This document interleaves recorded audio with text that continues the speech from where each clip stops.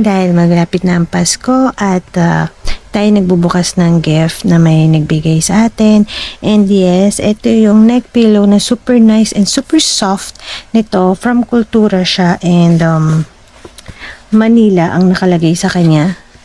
Yan, may Manila siyang nakalagay dito. Talagang Pinoy na Pinoy ang dating and gustong-gusto ko yung mga nabibili sa Kultura kasi hindi dahil sa iba kasi medyo pricey, pero syempre dun tayo sa quality. Syempre yung quality niya is super nice, super soft, and magagamit natin to sa travel natin this before Christmas.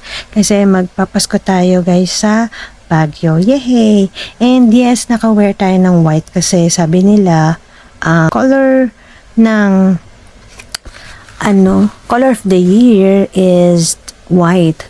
So, nag-white tayo para maganda naman ang ating attire for today. Kasi wala akong makitang attire. And wala rin akong ma-share sa inyo na para sa Vlogmas Day 3 ko. Kasi wala akong ma-share kasi hindi ako lumabas ngayon. Kahapon meron pero meron lang kaming emergency na nangyari kahapon. So, hindi ko lang siya may kwento sa'yo. Pero, ang lagi kong i-share sa inyo is all about my happiness and my day-to-day na ginagawa. And yes, I'm super napaproud lang ako kasi after ilang years, kasi ang ginagamit ko kasi sa sa sasakyan is yung hindi siya yung parang yung i-rest mo lang yung neck mo. Kasi ako minsan kapag sa biyahe, antukin talaga ako. Lalo ngayon na umiinom ako ng vitamins. And lalo na sa morning, antukin ako. Pero syempre, tinatsaga ako na hindi maantok. Kasi nga, mahirap kapag kaantukin ka. Tapos, syempre, may iba yung yung pakiramdam na nagta-travel ka, nagising ka, 'di ba? Kaya ka nga nag-travel para makita mo yung mga place na gusto mo makita and take a picture and then yung souvenir mo. Kung nakikita niyo ito lagayin to ng phone ko. And kapag mag-sleep ako, dyan lang siya. Tapos mag-alarm, ganyan-ganyan. So, yun. Meron din akong stuffed toy sa aking bed kapag happy and sad. Ewan ko kung alam niyo to. Si octopus. Octopus ba? Ayun. Pag sad siya, binabaliktad lang siyang ganyan. Yan. Sad face. So, for today, happy tayo. Happy lang lagi. Kahit na may mga shortcomings tayo, kahit na may mga may mga problem tayo sa life. Let's move on and move forward. Ganun talaga ang panahon. May mga ups and downs. So, yeah. Because magki-Christmas, kalimutan lahat ng mga bagay-bagay, maging positive lang lagi, and ganun lang talaga.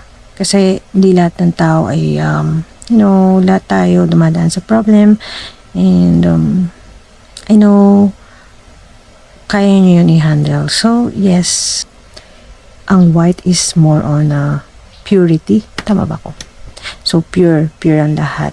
So, anyways, so, this Vlogmas Day 3 is all about kwento-kwento, sit-down video, and sa December pala is ito nga pala December, na Christmas is pupunta kami ng Baguio and magse-celebrate kami doon. Tapos sa New Year, so dito lang kami. Kasama namin ng mga pets. Nakakuha kami doon ng pet-friendly na condo. Kasi hirap talagang makakuha ng mga condo na pet-friendly. Kasi ayaw na rin siguro nila. Siguro nadala sila sa mga situation noon na nagkalat siguro yung mga doggies nila. Kaya sabi nila kung may leash daw kami and diaper. So, nag-provide kami ng diaper nila. Nakabili ako ng diaper. And yung damit nila kasi malamig doon kasi ginupitan sila kasi gusto ko pagka punta doon maayos yung yung buhok nila para pagdadamitin sila clean, neat na tignan. And yun na nga, iniisip din namin kasi dahil first time nila ang bibiyahe sa Baguio and hindi sila sanay na lumabas, so kailangan siguro natin sanayin sila kasi paano sila masanay, di ba? And kaya siguro sila nagkakaroon ng parang anxiety kasi nga dala nga nang hindi sila naglalabas ng bahay. Kasi pag lumalabas sila ng bahay, nanginginig sila. Yun ang problem sa kanila. Tapos, ang kukulit nila. Alam mo yun, meron kasi akong pagka yung binubuhat ko sila. Yung nagkakaroon ako ng parang yung, I don't know kung allergy yun, yung parang line dun sa balat. Pero after that, nawawala. Diba? Kasi sobrang kapit na kapit sila sa akin. And hindi ko alam siguro sa takot na lang na sa tao or pero pagka nandun na, okay naman. Yan lang parang siguro nga hindi sila nasanay. Anyways, so yun, i-update namin kayo kung anong mangyayari dito sa Baguio. And for sure, maraming tao doon, maraming luluwas. Ngayon pa nga lang, ang dami na talagang tao sa Baguio. And hindi naman natin maiwasan. Syempre, happiness nila yun na pumanik din doon. So, hanap na lang tayo ng lugar doon na medyo maluwag-luwag na pwedeng mag-banding-banding kami and yung mga doggies namin na may sepang separation anxiety, something. Ewan ko kung meron nga ganun sila. And yes, mag-walk muna siguro sila sa Camp John Hay kasi medyo maluwag-luwag doon kahit na kasi kahit na punuin mo man yun, hindi mapupuno yun sa sobrang laki noon. And may mga lugar doon na na pwede silang tumakbo-takbo, ganun. Nga lang, sobrang hihingalin kasi nga pataas nga di ba? Tapos about dun sa reservation ng pagkain, siguro papareserve kami kasi nga mahirap dahil baka si tatay nga kasama namin kasi nga yun nga first time namin lahat pupunta dun sa Baguio, papanik. And si tatay hindi na masyadong nakalakad na maayos. Mabagal na kasi 95 years old na siya. Imaginein mo yun.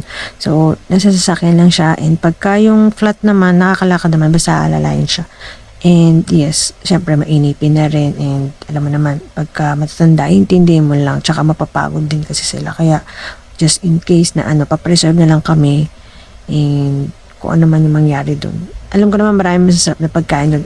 Yun like yung mga Mediterranean na food, yan gusto namin yun. Tsaka yung meron na rin dun mga Vietnamese na na food. Masarap din. Tapos, marami ng mga kainan doon guys. Kung ako sa inyo, minsan try nyo pero wag yung mga season like ganito kasi maraming tao and hindi mo may enjoy yung view kasi nga pagka magtitake ka ng photos tapos maraming mga tao, yun. Mas ganda yung ikaw, pipicturean ka tapos malawag, di ba? Pero, syempre, paano mo nga may experience yung Christmas? So, bahala na kung ano mang mangyari doon. Kasi ngayon nga, first time namin. Yun. For today's itong video muna tayo kasi maulan at wala akong maisip na i-share sa inyo. So yun lang. I'll keep you update guys kung ano man yung mangyari sa amin doon. And yes, ingat-ingat tayo lahat at huwag tayong magkakasakit, number 1. At yun lang naman ang hiningi natin kay Papagat namin kung paano namin pagkakasyahin. Kasi nga, pag dinala namin yung 3 aso, diba? Syempre mga gamit nila, mga gamit namin. And yes, pala na kung paano na mapagkakasya yun. Kasi plano nga namin, lalatagan pa sila doon. Ewan ko. Basta i-share ko sa inyo yung mga ganap-ganap namin pag alis dito. Kung paano namin mapagkakasya yung gamit namin. Ayun kami. Kasi alam niyo naman, di ba, papanik doon and mahirap pagka yung punong-puno yung sasakyan. Mahirap pumanik, di ba? May mga gano'n kasi sasakyan and siguro naman di naman mahirapan and sanay naman kami bumiyay sa Baguio. Alam niyo guys kung bakit gusto ko sa Baguio kasi bukod sa wala ka ng di ba kapag ka sa out of country mas magastos din naman pagpunta ng Baguio pero hindi ka na mag-iisip ng gagastusin mo pa eroplano kasi di ba malamig na doon and yun yung parang para sa akin murang lugar na mapupuntahan kasi yun na nga land tour lang tayo and kapag ka sa air medyo pricey pero maybe next time try natin mag-travel naman na out of country para makapag-experience naman tayo na out of country yun. Tapos what else? So yun and i-share ko rin namin sa inyo din yung mga things to wear or things to bring namin kasi hindi pa totally kami nakakapag-ayos. Alis na kami next week and hindi ko alam kung ano bang day ngayon. Yeah, next week. Next week. Tama. Next week. Kailangan na natin next week pala dapat ayos na kami ng things kasi baka may makalimutan. Kasi yun nga, yung mga things to do, things to bring, yun dapat ang ilagay nyo dyan sa notes nyo kasi para tingnan nyo, i-check nyo doon kung ano yung mga bagay na nadala nyo na or madadala nyo or bibili nyo or para hindi nyo makalimutan.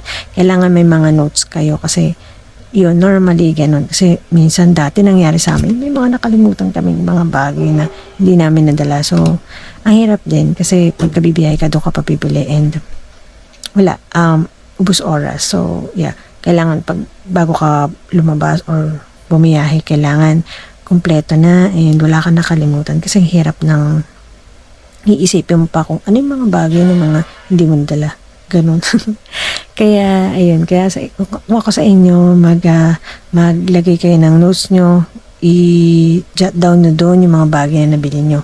Kasi pagkain, madali na yun eh. Pero yung mga things na, mga important things to bring, ayun, kailangan yung dali. Syempre pagkain, di ba?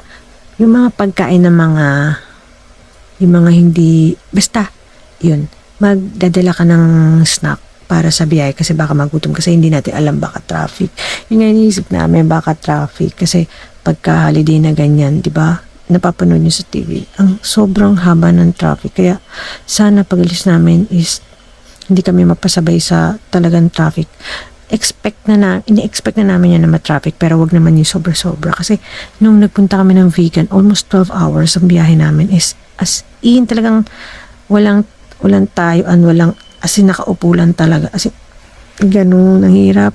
Kaya sana hindi kami maka-experience ng ganun katagal. Kaya yun. Kaya ingat kayo guys sa biyahe ha.